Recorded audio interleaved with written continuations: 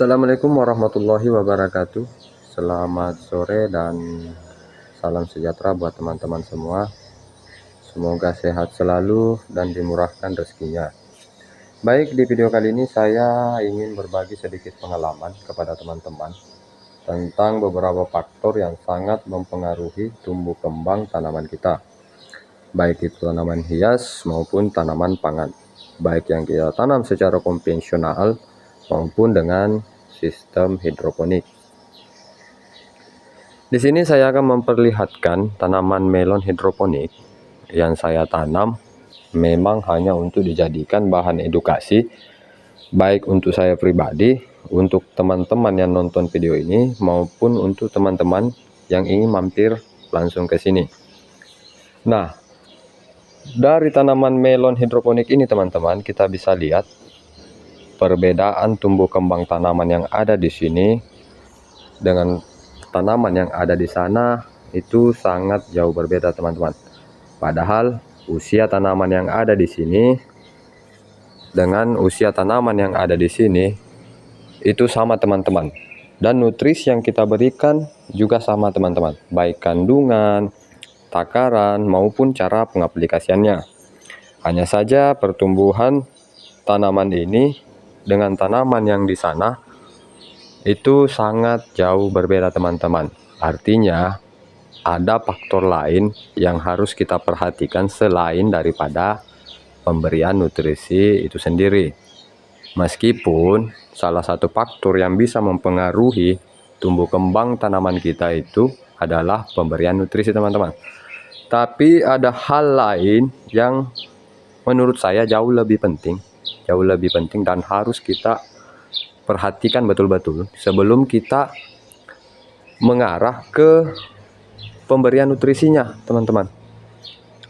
Karena sebaik apapun pemberian nutrisi yang kita lakukan, itu juga tidak akan berpengaruh terhadap tumbuh kembang tanaman kita jika beberapa faktor ini belum terpenuhi teman-teman. Jadi sebelum kita fokus pada pemberian nutrisinya, kita harus penuhi dulu beberapa kebutuhan tanaman yang sifatnya penting untuk kita penuhi teman-teman.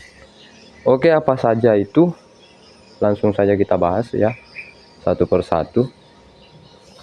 Yang pertama itu ukuran wadah tempat kita menanam teman-teman. Jadi ukuran tempat kita menanam harus ideal teman-teman, sesuai kebutuhan tanaman kita. Karena ukuran wadah tanam ini sangat mempengaruhi tumbuh kembang dari perakaran tanaman kita. Semakin banyak ruang yang kita berikan kepada tanaman kita, maka semakin besar pula tumbuh kembang dari akar tanaman kita. Sehingga penyerapan nutrisi dari tanaman kita itu akan berlangsung secara maksimal teman-teman. Sehingga tumbuh kembangnya juga nantinya akan maksimal. Nah, teman-teman bisa lihat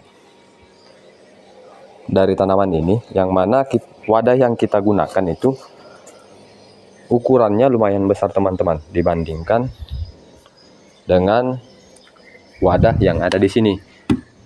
Nah, sehingga pertumbuhan akarnya sudah jelas teman-teman pasti akan berbeda dan akan mempengaruhi tumbuh kembang dari tanaman kita. Nah, itu yang pertama teman-teman.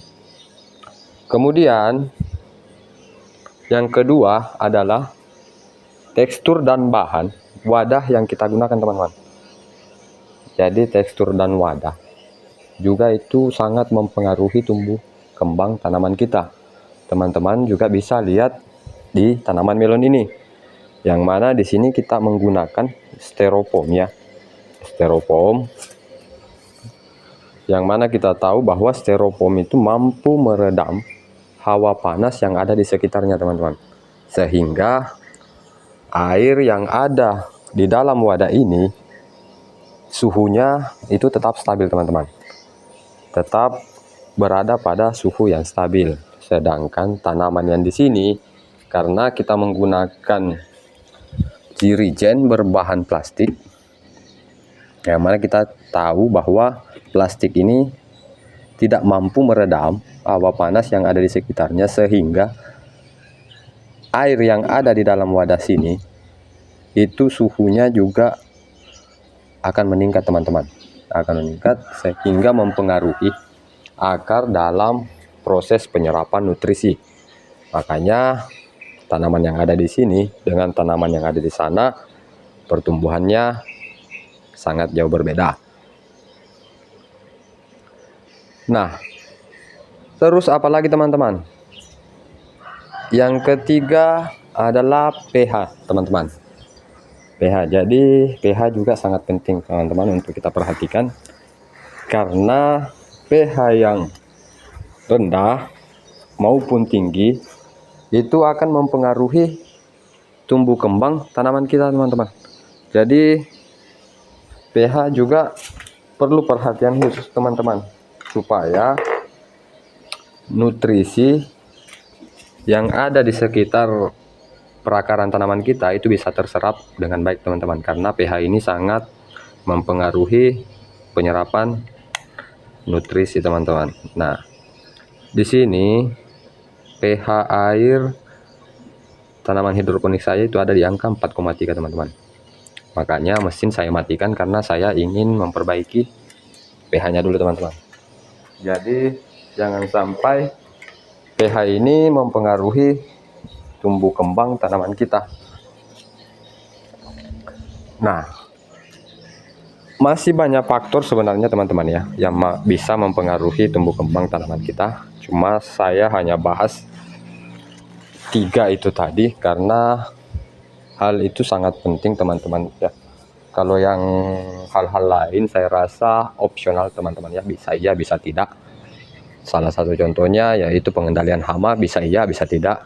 Pengendalian hama di sini alhamdulillah kita belum melakukan karena memang belum ada hama yang mengganggu ya teman-teman. Jadi menurut saya beberapa hal lain yang bisa mempengaruhi tumbuh kembang tanaman kita itu sifatnya opsional. Jadi saya hanya menerangkan 3 hal itu saja, karena itu memang betul-betul perlu kita perhatikan teman-teman. Karena seberapa baik pun nutrisi yang kita berikan, jika 3 hal itu kita tidak penuhi sesuai dengan kebutuhan tanaman kita, maka tanaman kita tidak akan tumbuh dengan maksimal. Dan ketiga hal itu juga berlaku ya teman-teman untuk tanaman konvensional. Makanya ketika kita menanam di tanah, kita harus betul-betul mengukur berapa luas bedengan yang akan kita gunakan, kemudian berapa jarak tanam yang kita pakai nantinya sesuai dengan kebutuhan tanaman yang akan kita tanam. Nah, untuk teksturnya juga seperti itu teman-teman. Jadi tekstur tanahnya betul-betul harus kita perhatikan.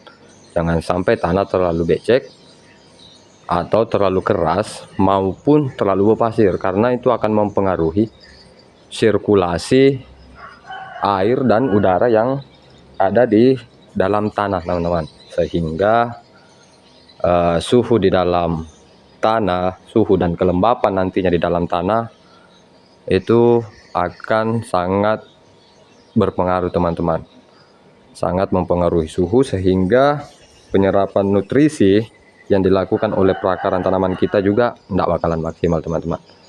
Dan pH tanah juga kita harus ukur ya, berapa pH tanah sesuai dengan kebutuhan tanaman kita.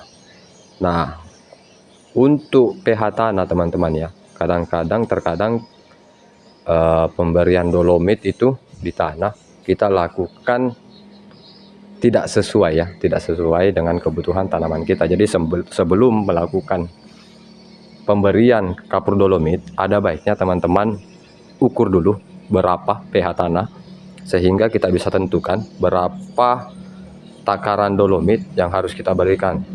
Atau bahkan kadang jika pH tanah sudah ada di angka optimal ya untuk tanaman kita, jangan dilakukan lagi pemberian dolomit teman-teman, karena itu bisa mempengaruhi pH tanah itu sendiri.